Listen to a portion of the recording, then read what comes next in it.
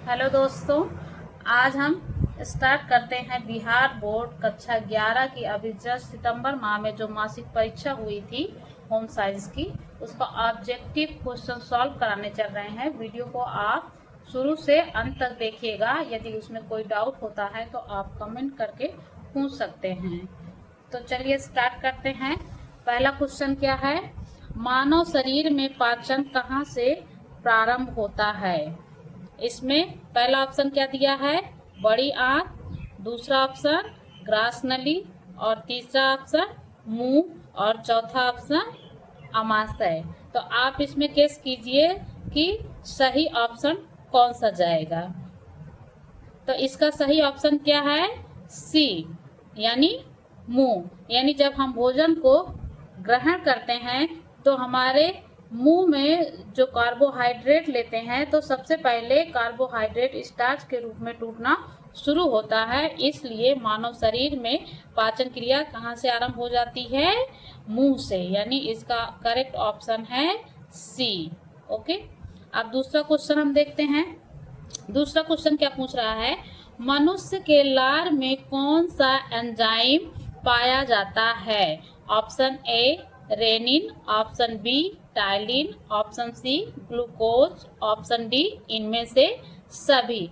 तो आप गेस कीजिए इसमें से सही आंसर क्या होगा। इसका करेक्ट आंसर होगा बी, यानी मनुष्य के लार में कौन सा एंजाइम पाया जाता है? टाइलिन। और यही टाइलिन जो होता है स्टार्च को तोड़ता है डाइजेस्टिव के लिए। और अभी जस्ट आपने इसी से रिलेटेड क्वेश्चन सॉल्व किया था। जो फर्स्ट था, मानव शरीर में पाचन कहाँ से प्रारंभ होता है?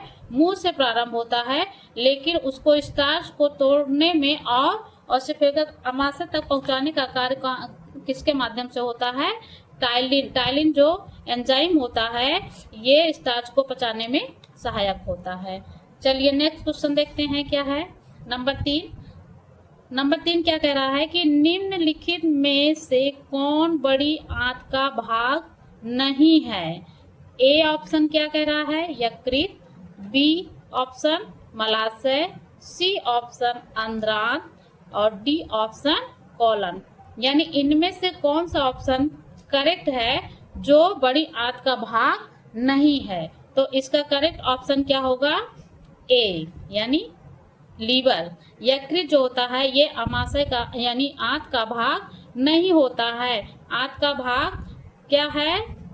सीकम, रेक्टम और कॉलन, ये तीनों हमारे आंत के भाग हैं। लेकिन लीवर जो होता है वो एक अलग पार्ट होता है बॉडी का। नेक्स्ट क्वेश्चन क्या पूछ रहा है कि अमाशय का आकार कैसा होता है?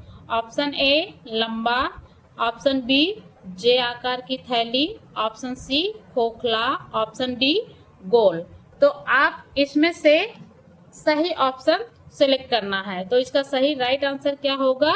बी, यानी अमाशय क्या होता है?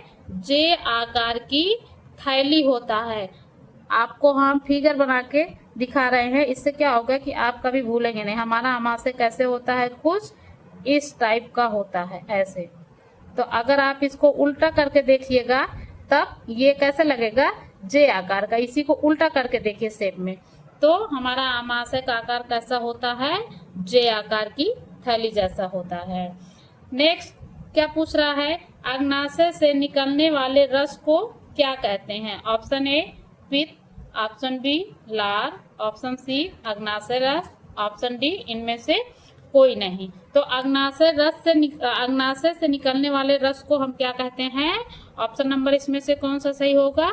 सी, अग्नाशय रस। यानी अग्नाशय से निकलने वाला जो रस होता है उसका नाम क्या है? अग्नाशय रस, यानी पैंक्रियाटिक जूस। नेक्स्ट क्वेश्चन पे चलते हैं। नेक्स्ट क्वेश्चन क्या पूछ रहा है कि ज्ञानेंद्रियों की संख्या कितनी है? यानी हमारे बॉडी में कुल ज्ञानेंद्रियों की संख्या कितनी मानी गई है? Option A 2, option B 3, option C 4, option D 5। तो आपको इसमें करेक्ट आंसर देना है। तो इसका करेक्ट आंसर क्या होगा? ऑप्शन डी, यानी हमारे शरीर में ज्ञानेंद्रियों की संख्या कितनी है? कुल 5 है। उसका नाम क्या है आप कमेंट में करके बताएंगे पांचों ज्ञानेंद्रियों के नाम। ओके, तो अब हम चलते हैं नेक्स्ट क्वेश्चन पे।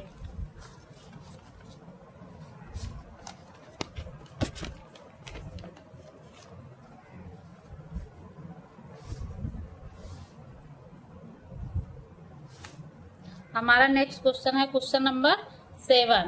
क्वेश्चन नंबर 7 क्या पूछ रहा है, निम्नलिखित में से कौन ज्ञानेंद्रिय नहीं है। अभी पूछा था कि ज्ञानेंद्रियों की संख्या कितनी है, और अब क्या पूछ रहा है कि निम्नलिखित में से कौन ज्ञानेंद्रिय नहीं है। ऑप्शन ए क्या कर रहा है, दांत, ऑप्शन बी त्वचा, ऑप्शन सी जीभ, ऑप्शन डी नाक। तो हमें इसमें से सही ऑप्शन को सिलेक्ट करना है। तो इसका सही ऑप्शन क्या होगा, दांत।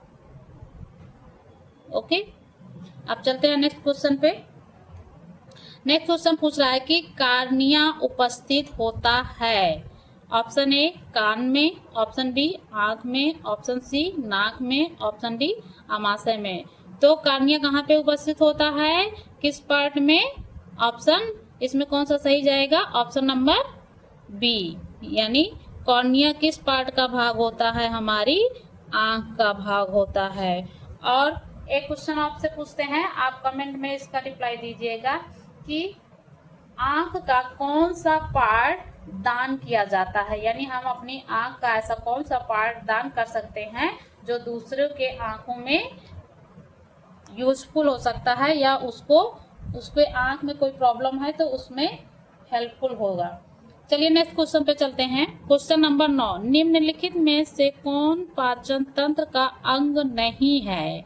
इसके पहले क्वेश्चन पूछा था कौन सा यानी कितनी ज्ञानेंद्रियां होती हैं, इसमें पूछ रहा है कौन सा पाचन तंत्र का अंग नहीं है। ऑप्शन ए मुंह, ऑप्शन बी गुर्दा, ऑप्शन सी पक्वाशय, ऑप्शन डी अमाशय। तो इसका करेक्ट आंसर क्या हो जाएगा इस क्वेश्चन का, ऑप्शन नंबर बी, किडनी जो होता है वो पाचन तंत्र का अंग नहीं होता है, क्योंकि हमारे जो भी डाइजेस्टिव सिस्टम होते हैं उनका वर्क होता है कि हम जो भी कुछ भोजन के रूप में ग्रहण करते हैं उसको पचाना। लेकिन किडनी का काम क्या होता है, ब्लड और यूरिन को फिल्टर करना। इसलिए इसका सही ऑप्शन ए पूछ रहा है, इनमें से कौन सा अंग नहीं है। नहीं शब्द को क्वेश्चन में हमेशा ध्यान देना चाहिए, क्योंकि अक्सर बच्चे इसी में गलती करते हैं, नहीं देखते हैं और आंसर गलत टिक कर देते हैं। तो आपको हमेशा क्वेश्चन पेपर में नहीं शब्द को पहले ध्यान देना है। चलिए अब नेक्स्ट क्वेश्चन पर चलते हैं। अगला क्वेश्चन क्या है,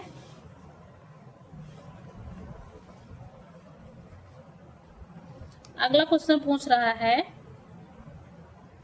निम्न में से कौन भोजन निगलते समय श्वसन मार्ग को बंद कर देता है।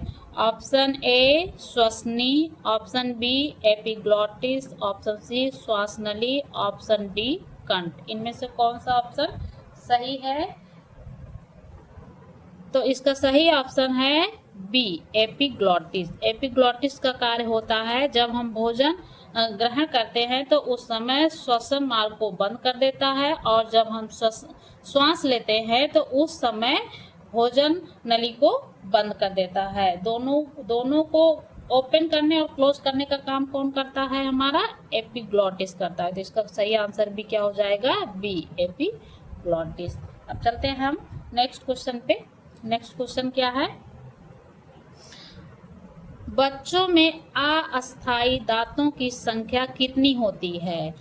Option A 10, option B 20, option C 30, option D 32। पूछ रहा है कि बच्चों में, या मनुष्यों में नहीं पूछ रहा, बच्चों में अस्थायी दांतों की संख्या कितनी होती है। अस्थायी दांत हम जिसे दूध के दांत बोलते हैं उसके बारे में चर्चा कर रहा है कि अस्थायी दांतों की संख्या कितनी होती है। तो आपको इसमें से सही आंसर बताना है। तो इसका सही ऑप्शन क्या हो जाएगा, बी, यानी बच्चों में अस्थायी या दूध के दांत की संख्या कितनी होती है, 20। अब चलते हैं हम नेक्स्ट क्वेश्चन पे। नेक्स्ट क्वेश्चन अगला क्या पूछ रहा है कि लार किसके पाचन में मदद करती है। अगर आप वीडियो को ध्यान से देख रहे होंगे तो आपको ये क्वेश्चन का आंसर झट से पता चल जाए, क्योंकि इसके बारे में हम फर्स्ट और सेकंड क्वेश्चन में भी अच्छे से एक्सप्लेन किए थे। तो ऑप्शन क्या है इसमें? ए ऑप्शन में है स्टार्च, बी ऑप्शन है वसा, सी ऑप्शन है विटामिन के और डी ऑप्शन है प्रोटीन के। पूछ रहा है लार किसके पाचन में मदद करती है, तो इसका करेक्ट आंसर क्या हो जाएगा? विटामिन के, वसा के, प्रोटीन के या स्टार्च के, किस में मदद करती है? तो इसका सही ऑप्शन हो जाएगा ए, यानी लार स्टार्च के पाचन में मदद करती है। अगला क्वेश्चन क्या पूछ रहा है? छोटी आंत के ऊपरी भाग को क्या कहते हैं? ऑप्शन ए यकृत, ऑप्शन बी पित्ताशय, ऑप्शन सी अमाशय, ऑप्शन डी पक्वाशय। तो इसका करेक्ट आंसर क्या होगा दोस्तों? छोटी आंत के ऊपरी भाग को हम क्या कहते हैं? छोटी आंत के ऊपरी भाग को कहते हैं ड्यूडेनम, यानी इसका सही ऑप्शन क्या होगा? डी पक्वाशय। हिंदी में बोलते हैं पक्वाशय और इंग्लिश में ड्यूडेनम, इसका सही आंसर है। नेक्स्ट क्वेश्चन पे चलते हैं। अगला क्वेश्चन हमारा क्या पूछ रहा है? पूछ रहा है निम्नलिखित में से कौन रक्त में शर्करा को नियंत्रित रखता है, यानी हमारी बॉडी में जो ग्लूकोज पाया जाता है उसको नियंत्रित कौन करता है बॉडी में? तो ऑप्शन क्या दिया है? नंबर 1 एस्ट्रोजन, ऑप्शन ए में क्या है? एस्ट्रोजन, ऑप्शन बी लार, option C insulin, option D enzyme. तो इसमें आपको सही ऑप्शन बताना है। इसका सही ऑप्शन क्या जाएगा? Option number C. तो रक्त में शर्करा को नियंत्रित कौन रखता है? इंसुलिन। इंसुलिन क्या है? एंजाइम है या हार्मोन्स है? आप कमेंट करके बताइए। नेक्स्ट क्वेश्चन पे हम चलते हैं। नेक्स्ट क्वेश्चन क्या कह रहा है? यकृत का वजन कितना होता है? Option A 1.5 kilogram, option B 2 kilogram या 2 kg, ऑप्शन सी 2.5 किलोग्राम या 2.5 kg, ऑप्शन डी 3.5 किलोग्राम। इसमें से आपको सही आंसर बताना है और इसका एग्जैक्ट सही आंसर क्या होगा? यकृत का वजन कितना होता है? ऑप्शन नंबर ए 1.5 kg होता है लीवर का वेट। नेक्स्ट क्वेश्चन पे चलते हैं।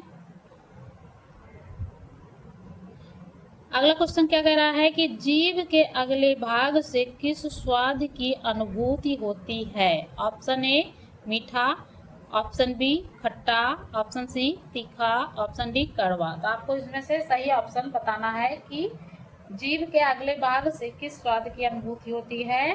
तो किसकी होती है? ऑप्शन नंबर ए मीठा। जीभ के सबसे आगे के भाग में किसका स्वाद की अनुभूति होती है? मीठा।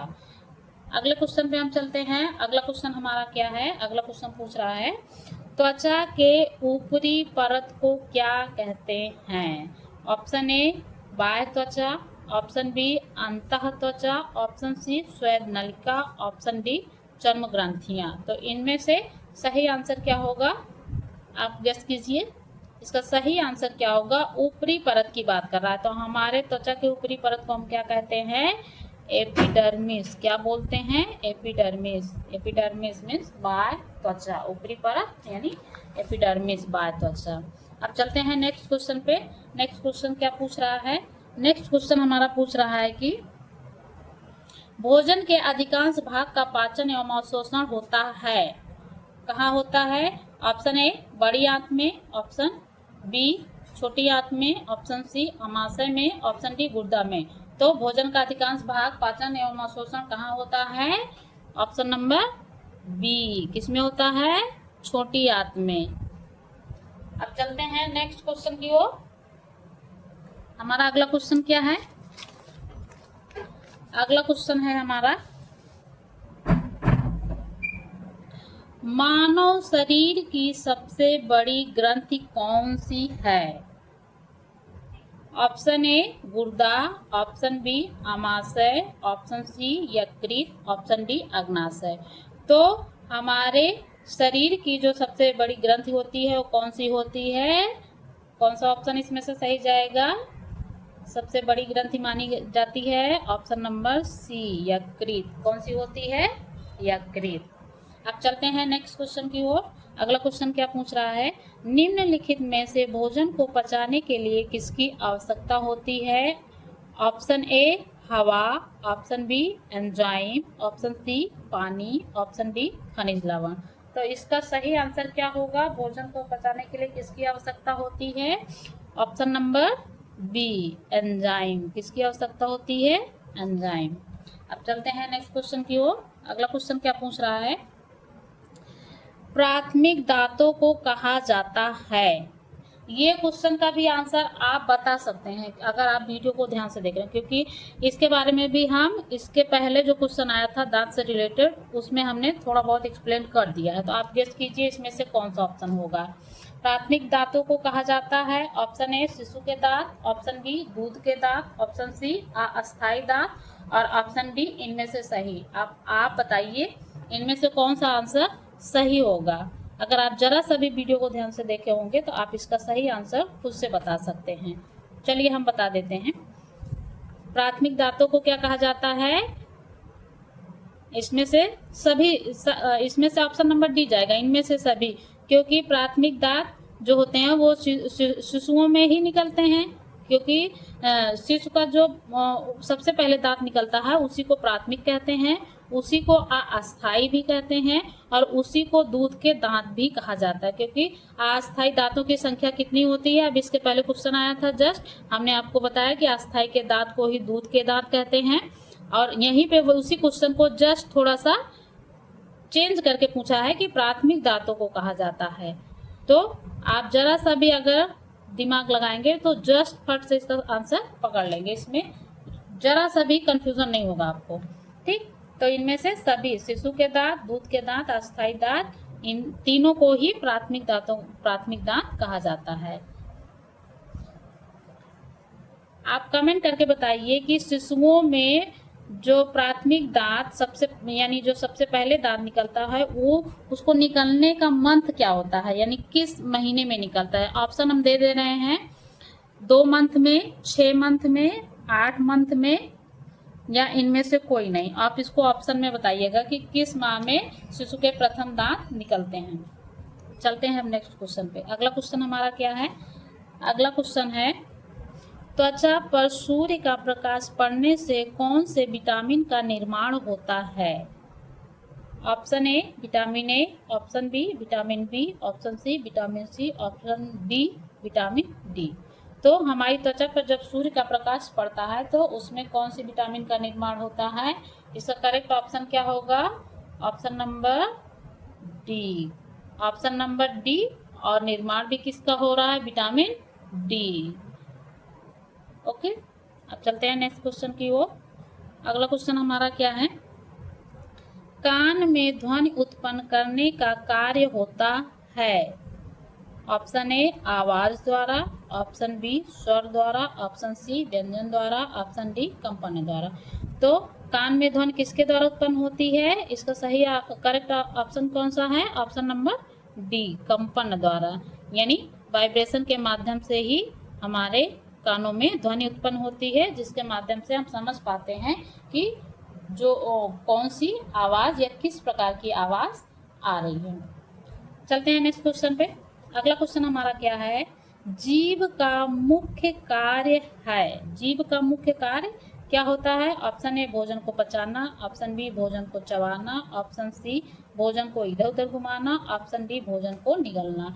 तो आपको इसमें से करेक्ट आंसर बताना है। तो इसका सही आंसर क्या होगा? इसका 2 ऑप्शन मैच कर रहा है, ऑप्शन सी और ऑप्शन डी।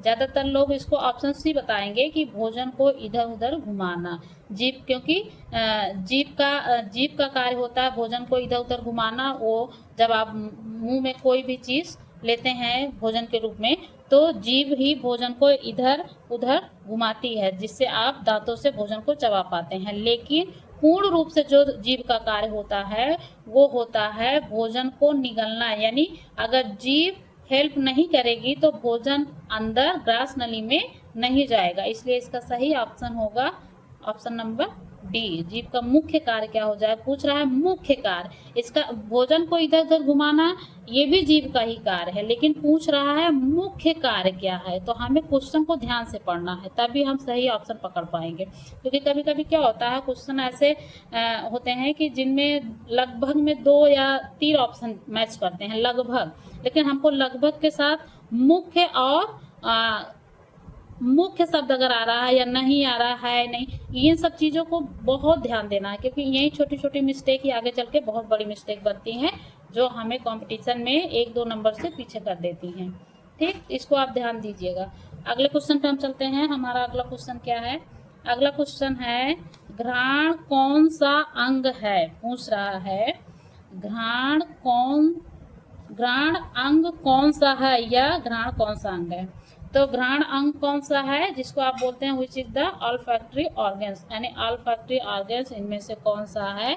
ऑप्शन क्या है, ए कान, ऑप्शन बी जीभ, ऑप्शन सी नाक, ऑप्शन डी आंखें। तो घ्राण का ऑल्फैक्टरी ऑर्गन इनमें से कौन सा होता है, जिसके माध्यम से आप क्या करते हैं, एक कोई चीज स्मेल करते हैं। तो कोई चीज स्मेल करने के लिए हम हमारे शरीर का कौन सा पार्ट कार्य करता है, नोज। तो कौन सा ऑप्शन इसमें से सही, इसमें से ऑप्शन सही हो जाएगा सी, यानी ऑल्फैक्टरी ऑर्गन इनमें से कौन सा है, नाक। अब हमारा नेक्स्ट क्वेश्चन क्या है, देखते हैं। अगला क्वेश्चन है आंख की सबसे कोमल भीतरी परत कौन है। Option A cornea, option B मध्यपटल, ऑप्शन सी दृष्टिपटल, ऑप्शन डी परितारिका। इसमें पूछ रहा है सबसे भीतरी कोमल अंग। ठीक, क्योंकि कार्निया भी आंख का ही पार्ट है, दृष्टिपटल भी है और मध्यपटल, तीनों आंख के ही भाग हैं, यानी आंख की ही परतें हैं। लेकिन पूछ रहा है कि आंख की सबसे कोमल भीतरी परत कौन सी है।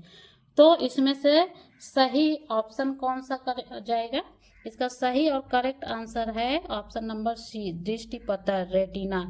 यानी रेटिना जो होता है वो आंख का सबसे भीतरी और कोमल अंग होता है। अब चलते हैं नेक्स्ट क्वेश्चन की ओर। हमारा नेक्स्ट क्वेश्चन क्या है, नेक्स्ट क्वेश्चन पूछ रहा है कि कृंतक दांतों का कार्य क्या है। कृंतक दांतों का कार्य क्या है। ऑप्शन ए भोजन को गलाना, ऑप्शन बी भोजन को चबाना, ऑप्शन सी भोजन को कुतरना, ऑप्शन डी भोजन को काटना। देखिए दांत से रिलेटेड लगभग 3 क्वेश्चन आपके पेपर में आए हैं। तो अगर दांत से संबंधित आप डिटेल जानना चाहते हैं या पढ़ना चाहते हैं तो आप कमेंट करके बताइएगा, हम आपको दांत से संबंधित एक अच्छा सा टॉपिक बना के शॉर्ट में इजीली वे में पढ़ा देंगे। तो इसमें कृंतक दांतों का कार्य क्या है, ऑप्शन इसमें से कौन सा जाएगा, भोजन को गलाना है कि चबाना है, कुतरना है, काटना है, क्या है। तो दांत 4 प्रकार के होते हैं मुख्यतः, तो उनमें से ही पूछ रहा है कि जो कृंतक दांत होता है उसका कार्य क्या है। तो कृंतक दांत जो होता है उसका कार्य होता है भोजन को काटना। तो भोजन को काटना कौन सा ऑप्शन है, डी। तो इसका राइट ऑप्शन हो जाएगा डी। अब चलते हैं अगले क्वेश्चन की ओर। हमारा अगला क्वेश्चन क्या पूछ रहा है दृष्टिपटल में कौन सा स्तर नहीं होता है। ऑप्शन ए तंत्रिका स्तर, नंबर बी रंगीन कोशिका स्तर, और ऑप्शन सी क्या है शंकुशलाका स्तर, और डी ऑप्शन कह रहा है गंडिका कोशिका स्तर। देखिए 4 ऑप्शन में से 3 ऑप्शन तो आपके क्वेश्चन से ही रिलेटेड होते हैं, जिनमें से एक ऑप्शन नहीं होता और उसी एक ऑप्शन को आपको हटाना है। तो देखिए आप पहले तो ये या तो क्वेश्चन को लेफ्ट करके आंसर निकालना सीखिए, या तो फिर डायरेक्ट आप ऑप्शन को देख के आंसर पकड़ना सीखिए। तो आप इसमें देखिए आंखों में कौन कौन से स्तर यानी परत पाई जाती है। तो जैसे पूछा तंत्रिका स्तर, रंगीन कोशिका स्तर, तो ऐसे पकड़ लीजिए। आंखों से ही हम देखते हैं तभी समझ पाते हैं कौन सा रंग है, नहीं है, अदरवाइज डिफाइन नहीं कर सकते हैं। शंकुशलाका स्तर है और न्यूरल लेवल है। तो इसका सही ऑप्शन पूछ क्या रहा है, नहीं होता है। ये भी ध्यान रखना आपको, क्योंकि अक्सर गलती यही होती है कि क्वेश्चन में हम नहीं वर्ड को ध्यान नहीं देते हैं और गलत ऑप्शन पे टिक कर देते हैं। तो दृष्टिपटल में कौन सा स्तर नहीं होता है, तो इसका राइट ऑप्शन क्या जाएगा, डी गंडिका कोशिका स्तर। इसमें स्टेम सेल लेवल। अब चलते हैं नेक्स्ट क्वेश्चन की ओर। हमारा नेक्स्ट क्वेश्चन क्या पूछ रहा है? नेक्स्ट क्वेश्चन पूछ रहा है कि विटामिन ए की कमी से कौन सा रोग होता है। आई होप ये क्वेश्चन तो आप इजीली बता सकते हैं, क्योंकि ये मोस्टली हर एग्जाम में पूछा जाता है और बहुत ही इजी क्वेश्चन है। ऑप्शन ए में क्या है? मधुमेह, ऑप्शन बी अतिसार, ऑप्शन सी रतौंधी, ऑप्शन डी एनीमिया। तो विटामिन ए की कमी से कौन सा रोग होता है? नाइट ब्लाइंडनेस, यानी ऑप्शन नंबर सी इसका राइट आंसर हो जाएगा।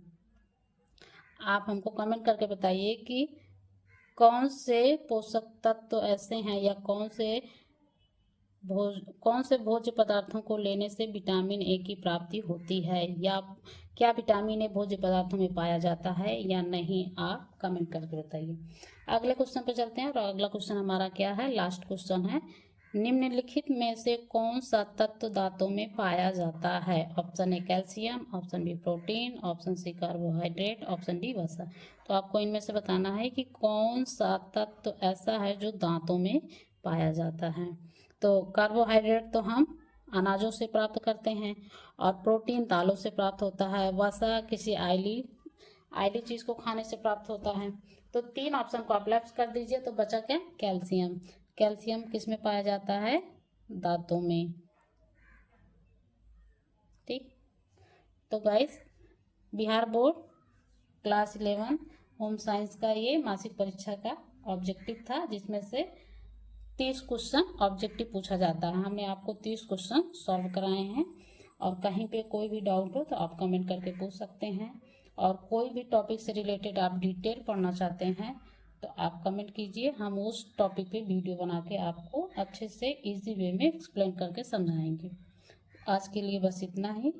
Thanks for watching my video अच्छा लगा हो तो लाइक, सब्सक्राइब, शेयर और कमेंट जरूर कीजिएगा। Bye bye, take care.